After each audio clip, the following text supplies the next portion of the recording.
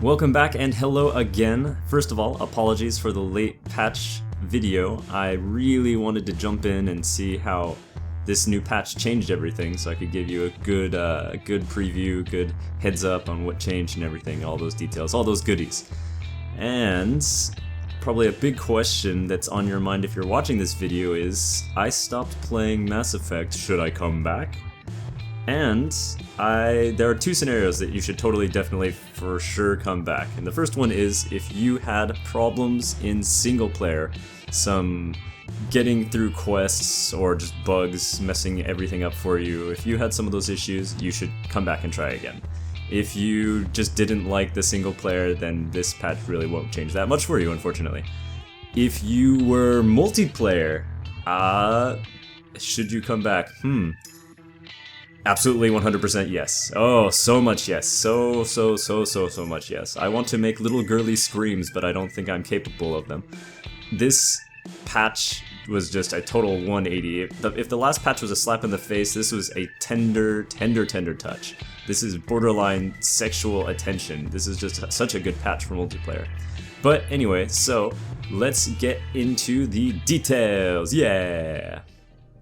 Now, in the single player, I'm gonna just kind of go really quick through the single player. Most of the single player patch this time was not so involved. I tend to think that single player is in a pretty good place right now. It doesn't have anything that just makes you think, oh, why? Except for, you know, the story and things that probably won't change. So, really quick, let's get into that. First, actually at the top of the list was they mentioned some performance and stability improvements. Now, personally, I make special mention of this because I've heard reports both ways. Personally, it has improved kind of I get a more standard 60 FPS consistently throughout play, and you know, I'm pretty happy with that. That's kind of what I would expect, but I have also heard of people whose frame rate has plummeted, just is abysmal since the patch. And there's no explanation for it. They have really great rigs, and just now the game is basically unplayable. I have not seen or heard any reports on consistency on why that happens, so keep that in mind if you upgrade and you suddenly know performance drops. Something I am noticing, however, is that on startup, I am noticing periodically really long loading times. And I don't know what that is tied to, because this was not present before the patch. So, overall improvement, maybe? I hope for everybody. I hope for you. If not for you, go ahead and list your rig stats in the comments, and let's see if we can figure this out. Well, who's getting all these problems? Now, besides that, and again, this is kind of boring stuff. They did a lot of bug fixes. I mean, this is stuff that you probably won't really notice because this is how the game should function normally anyway. One of those, though, that was kind of important, that was blocking a lot of people from getting their coveted 100%, was some progression problems, like with the Nomad Shield crafting mission. It was just unresolvable. I know I had that problem, and now I don't, man. That's awesome. A really simple fix, but I know a lot of people are looking forward to that. I have some bad news for people who wanted to be a space gigolo. You can no longer romance two people. You can't have any of the two big romances, I should say. You can no longer romance Cora/Vetra and PB. Get the official 100% romances. So, people who are doing that and want to continue doing that, you're bad. You are bad. Two-timing like that on Vetra, how dare you. And the developers also won't allow it anymore either. Also, I don't know if you watched my last video on the patch notes or not, they finally added in a couple of the unlisted changes they made last time, specifically the subtitles that pop up if you stay on a conversation choice for too long. So it's kind of weird that they're putting some patch notes in now, but it sounds like their system for getting what's in the patch into the notes is not so strict or so stringent at this point. But I mean, it is what it is. Maybe slightly more noticeable, there are a decent amount of visual changes, and at the absolute top of that list is they finally caved and changed what Sarah looks like. Now you can go and, if you go to the new character creator, and I'll put up a little comparison here, right there. There you can see it. They made her way different. She actually looks like her character. She looks like the person she was based on, and that's awesome because the person she's based on is hot. And now she's comparable to the sex god that is Scott. So, you know, that's good. What actually also I thought was kind of interesting, it looks a lot like that picture that was floating around a little bit. Let's throw that up there too. It looks like that picture of somebody who kind of went over Sarah with a chisel and actually made her attractive. And conspiracy theory, I wonder if that was actually a BioWare artist who wanted to get comments on that. Besides that, it looks like, and I've seen some mention of this, I believe they changed the material on the hair. The hair overall is a lot shinier, and on some characters it looks great. It's an overall improvement. I know in the multiplayer human engineer, the male engineer, looks pretty sexy with it. Some others aren't as quite as happy with it. It looks like it's whitening their hair a little bit too much, kind of gives them a gray hair look, little white streaks. So maybe they'll have to find a balance between that. Oh, and also something that in my mind, and this is just because, just like the last video, the things that bother me the most, the absolute most, are just things that make your life inconvenient for no reason. And before, that was the fly from planet to planet bullcrap videos. Again, I'm sorry, designer, I know you worked hard on those, but they were just awful. So bad. The new convenience thing that they fixed, and this was the other main thing for me, was you can now open those little multiplayer. If you play the multiplayer, you've probably got a lot of boxes. Those boxes now, you can open all of them at the same time. Ugh.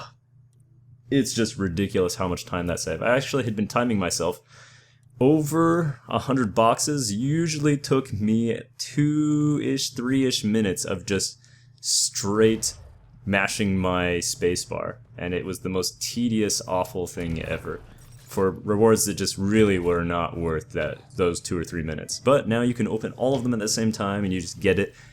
Beware, however, because if your inventory is full, you still will lose that surplus stuff, and now you have the potential to lose a lot of stuff if you do not have the inventory space. So be absolutely super extra 100% crazy careful of that, especially if you need to get your ranked weapons and stuff that you're getting from gold. And that's, for the most part, that is the changes in single player. There seems to be a few things that weren't mentioned in the patch. I seem to notice a little bit less of the talk from Sam. Ugh, I'm awful. I seem to notice a lot less of his bothering about mine nodes. There is a mine node here, you can mine here, blah blah blah blah. The temperature has changed again for the 1000th time. I didn't notice as much of that, so I don't know if they toned down the frequency, which is fantastic. But I'm pretty happy about that also. So, let's move on to the thing that I am way more excited about, and that is the multiplayer nodes! Yay! Multiplayer nodes! And now on to the thing that I was looking so forward to talking about, which is the multiplayer changes! Yay! Multiplayer, like I mentioned, this patch was kind of like the lover's caress of patches. It was so tender and so loving.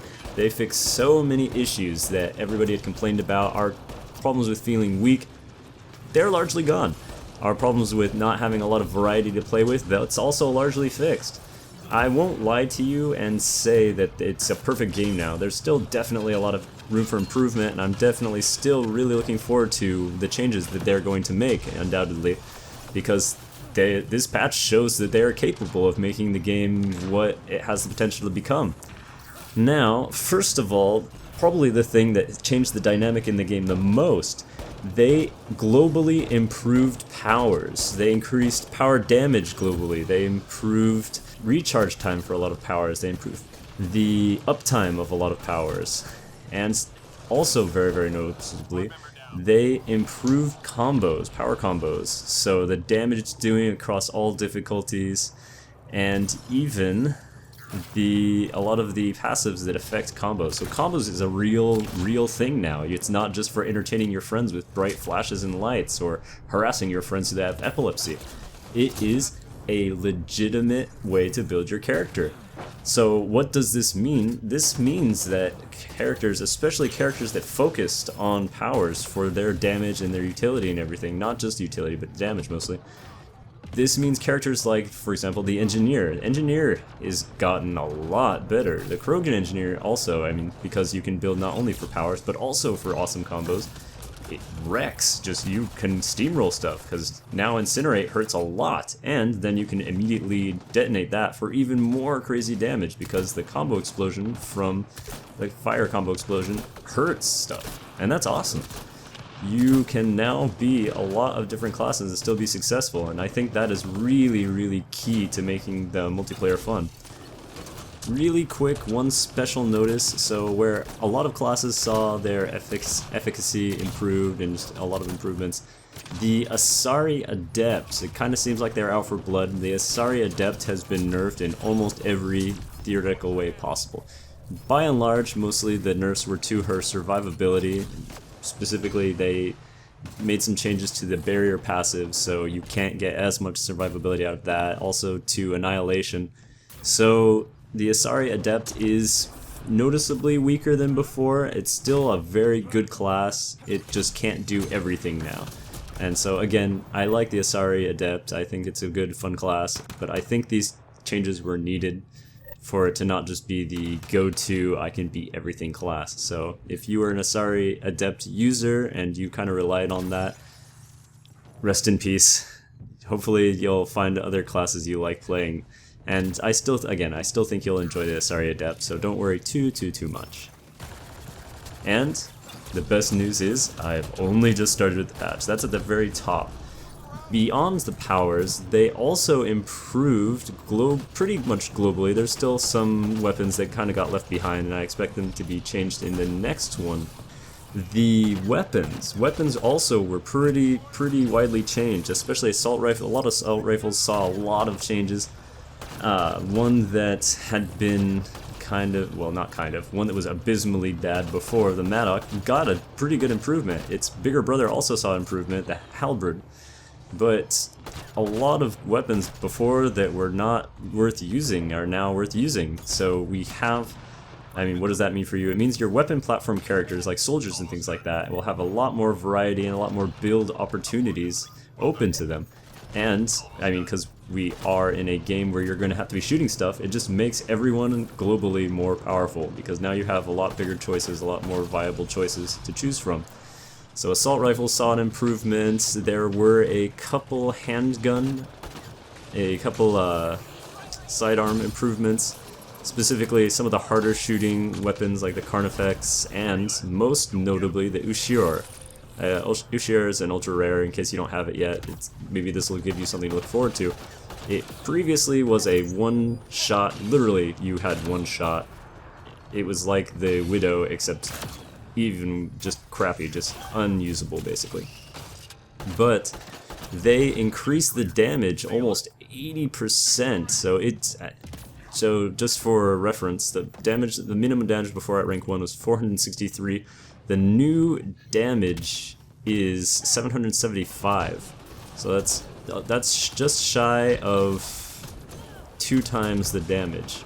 I know my math isn't 100% right, but this is just for the sake of numbers.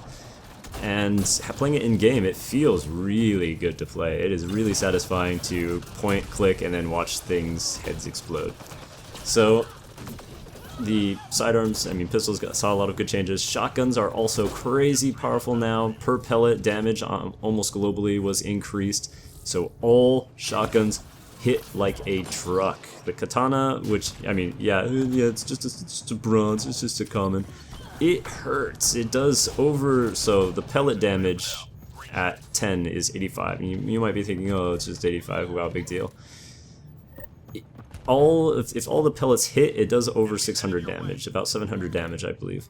And that's crazy. That is not something that you have to think about really so much. It it is a powerful shotgun, and it's a skirmishing weapon, and it actually fits its purpose now. It's not just a tickler. You don't just take it for the melee.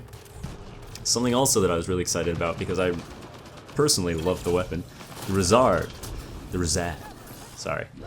Razad previously was kind of just like putting big wheels on your truck. It was like you're compensating for something. You just carried it around because it was a giant shotgun, and it gave you a little tiny tickle damage, extra tickle damage to your melee. Now, its damage at 10 is over 1,000. I really want to say over 9,000, but that's just a blatant lie. But it's over 1,000, and that's crazy. That's Widow status, except you get 3. Still, its spread is not so good, but also good news. The smart choke on shotguns was fixed, so now you can make all of your hard-hitting awesome shotguns even more hard-hitting because all the pellets will hit the same thing. And that's awesome. Again, I cannot say enough good things. Sniper rifles were the only category that didn't see so many changes. Maybe not so surprisingly, the Vanquish got nerfed. I know. Why BioWare? Before you cry, and I know that the developers probably were looking forward to the tears because they mentioned this change at the beginning, and then they waited till the very bottom of weapons to tell you, oh, it's actually only just a drop, 10% drop in damage. So Vanquisher is still good. It still serves its purpose as a pretty fast-firing, pretty decent damage sniper. Of the sniper rifle changes, one that actually I want to call out because it's a really awesome change is the Shadow. What's the Shadow, you might be asking? It was an ultra rare, I believe, ultra rare. It's a sniper rifle. It's a beam sniper rifle, and those traditionally have been kind of terrible, pretty terrible, not really usable.